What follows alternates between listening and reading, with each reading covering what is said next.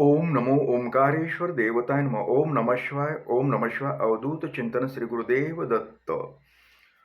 मंडळी, आपल्याकडे एक प्रश्न आलेला आहे.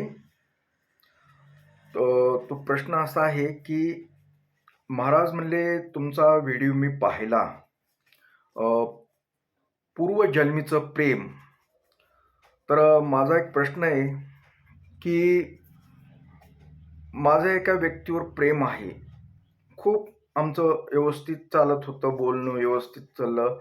पण अलीकडे अलीकडे हां, अलीकडे मला म्हणजे असं प्रतिसाद अथवा म्हणजे पूर्वीसारखं हे करत नाही. बरं असो. तर मग ते कसलं प्रेम असेल? मला तर तिच्या वाचून राहवत नाही. तिच्या वाचून राहवत नाही. हं. सतत आठवण येते. मग हे पूर्वजन्मीचं प्रेम आहे का काय? मला एक थोडक्यात जरा, माझी मनस्थिती खूप बिघडलेली आहे. तरी तुम्ही मला योग्य ते मार्गदर्शन करा. तर हा सचिन मदने यांचा प्रश्न आहे. तर सचिनजी, आपण पाहूया तुमचं खरं प्रेम आहे का काय आहे नेमकं ते बघूया. सचिन.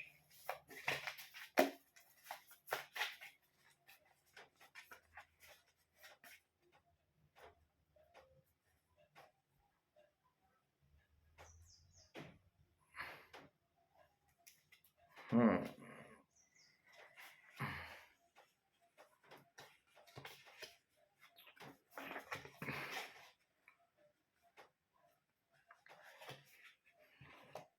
तुमचं प्रेम खरं आहे, तुमचं त्या व्यक्तीवर, परंतु ती समोरची व्यक्ती आहे ती प्रेमाच्या लायकीची नाही. फक्त तुमच्याकडे काय, काही कारणास्तव तुम्हाला ती बोलत होती. काही कामानिमित्त तुमच्याकडे काहीतरी काम करत असाल कदाचित तुम्ही.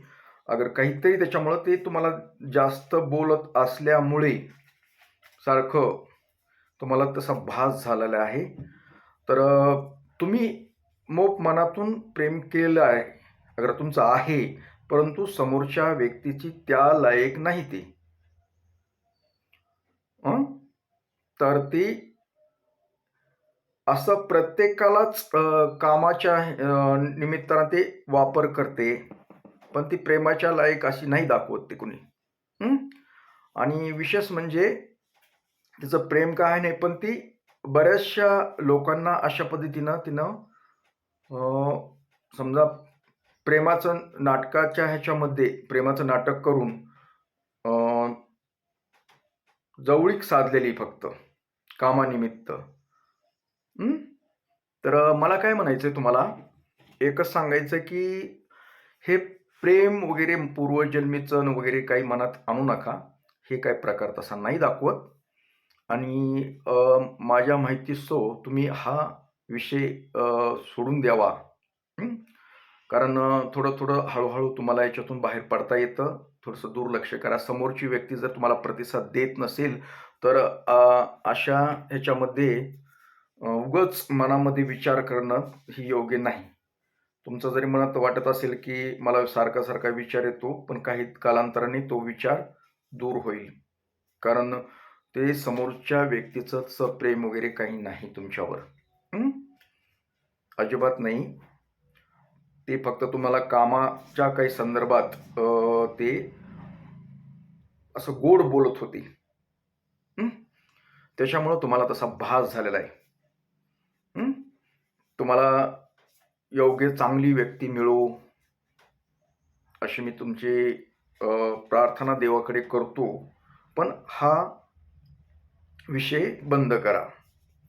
कारण ते व्यक्ती त्या लायकीचे नाही. तिनं अशा अनेक लोकांशी हे म्हणजे थोडक्यात ते रॉंग आहे. तुम्ही रॉंग व्यक्तीच्या संपर्कात आलात. असे दाखवते ते.